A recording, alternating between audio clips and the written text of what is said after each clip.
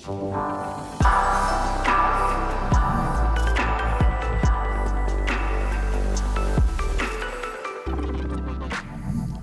back to another episode of CHILIpulse, the space we created to talk about all things Chili graphics. And today we are going to nerd about CMYK, and that's why we have Nicola with us. Hi, Nicola.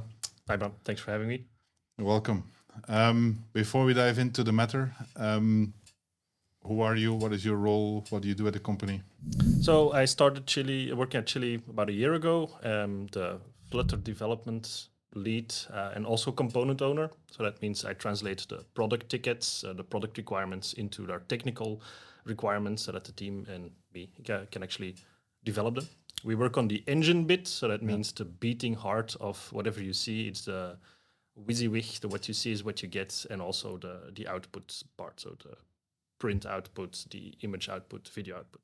Yeah, and being the component owner, that means that you are the specialist in the subject matter, in this case for CMYK, for color conversions. In as far as anyone can be an expert in this without studying for God knows how long, yes. Always a bit humble, that's a good start. All right, as I said, we're going to talk about CMYK. CMYK is a color space, just like RGB. Why do we have CMYK? So we when we work on our digital use cases, we have RGB, which is an additive color space where we take red light, green light, and blue light, combine them together, and you create all these fancy different colors. And CMYK is more in the print world, where you start off with a white sheet, and then you actually subtract some colors from it to get to the actual color you see. So it subtracts color. So you subtract cyan, and then you get a different result. Yeah, indeed. And in print, this is used almost everywhere. And the reason why we have CMYK now is because, of course, we want to enable the multi-channel promise that we do with Chili Graphics. Because when you make smart templates, you want to be able to output them to RGB for the digital use case, to put them on social media, on screens. And now with the introduction of CMYK, we can also output to PDF for the professional world that uses the CMYK color space. Yep, indeed. And also very important, to add to that, is creative automation. We say we make smart templates, and now we can output to print and to digital. It's very important that we can now enable creative automation by making, if you make one template, you won't make a one-off. You want to make a template that can do, you can automate to have multiple outputs at once. That's why we talked about layout intents in the previous version. But let's go back because I'm deviating. We're talking about CMYK. Yes. Let's start. Where do you in the interface, and of course you can talk about behind the scenes as well, but where in the interface do you start with defining a color? So there's two places where you can define color. You can either do it directly when you're working, for example, with text or with a shape. You can directly change its fill color or stroke color. And there there's a drop down to switch from RGB to CMYK. Or you define a swatch, which is in the style kits part, where you can define swatches, give them names, and then use the swatches when you actually create your character styles or your paragraph styles. Yeah. And then you can specify them there. There's lovely sliders where you can change all the percentages for CMYK and have them look good in the WYSIWYG. And in your style kit, you can have colors defined for the digital output and colors defined for the print output. Because if you want to do brand control, then you can have both being as accurate as possible. Yes, indeed. If you have an RGB variant of your CMYK color of your brand, then you might want to use that one instead of relying on us to do the conversion for you. Yeah. You make your small template, and of course, when you go to print using CMYK, you output to PDF. We store the actual values in the PDF, or what do we put in the PDF?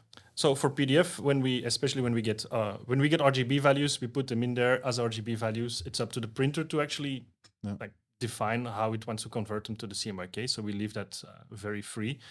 Same thing with CMYK. We put the CMYK values directly in PDF, currently without any output intent. So we leave it up as a device CMYK, as a technical term inside PDF, where we just say it's up to the printing device to determine how he wants to convert, if at all, the CMYK values to whatever comes. out of the printer. Because a printing device could be like a digital printing press, could be an offset press, could be any type of press. So it's then up to them, to their conversion software, to convert it to their output machinery. And that's also what usually happens, I'm told. Yeah. They do some conversion anyway, because you have these different inks that are being used, so that it's impossible to define it up front on our side. But in the PDF that we output, we save the native colors, and it's then indeed onto the output device to do the conversion. Yes, and also when you place PDF assets, so in the editor, when you place them, they are in RGB because you work on a screen. But when you place them in PDF, your PDF asset actually just gets copied fully. So whatever intents you have set in there, whatever profiles you are using, if you're using RGB, then it's copied as RGB. If you're using CMYK, we just copy natively the entire PDF as an asset inside our output. That's very important, because there's maybe as a company you already have existing assets with color profiles in them, but we just natively put the PDF back into the output PDF. If you place it as part of your design, could be a logo, could be an image, could be part of your design that is an output, but the color value is saved into the output PDF. Yes. All right. A very important one, because we're looking at a RGB screen. I haven't seen CMYK screens yet. Would be very strange. But maybe with the e-paper ones, we might get some CMYK. Yes, we know. But if you define something in CMYK, how does it look on an RGB screen? So this is a technical bit. If you're not technical, please keep following, because it's actually quite interesting.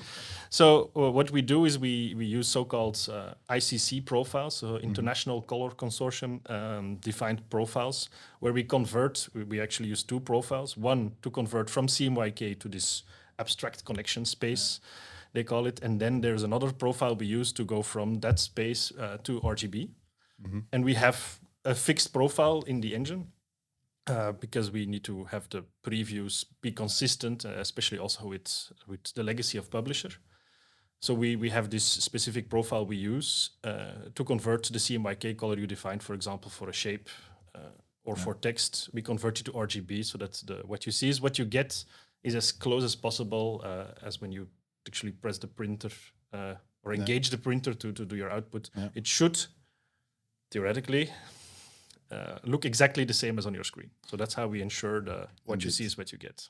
We get as close as possible, because if you look at the CMYK and RGB color space, they are not equal.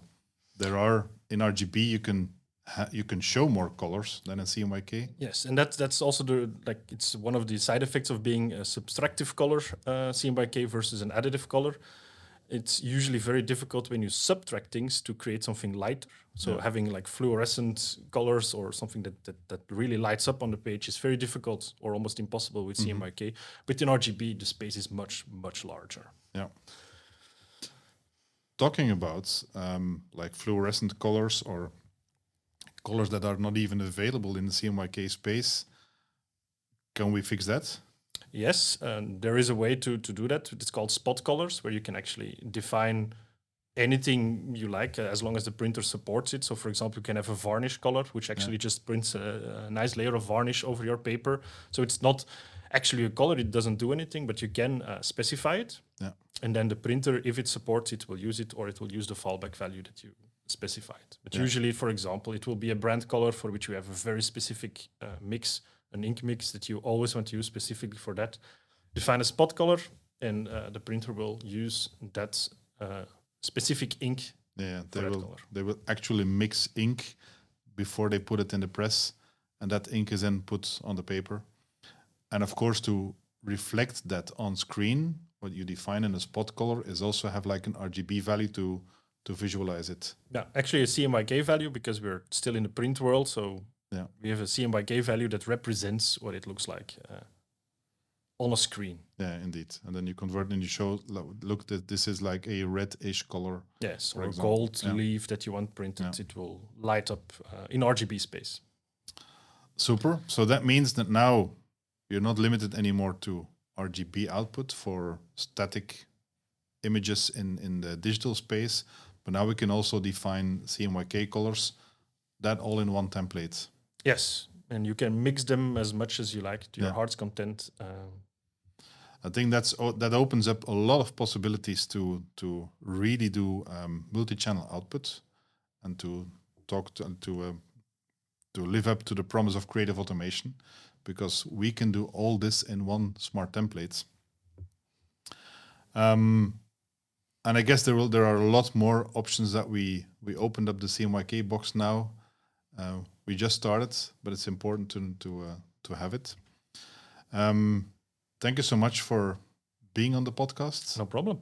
And looking forward to the next time. And meanwhile, I'm looking forward to what you can do with the multi-channel output. So let us know what you do with it. So thanks, Nicola, and see you on the next time. Thanks. Bye. See you. Bye-bye.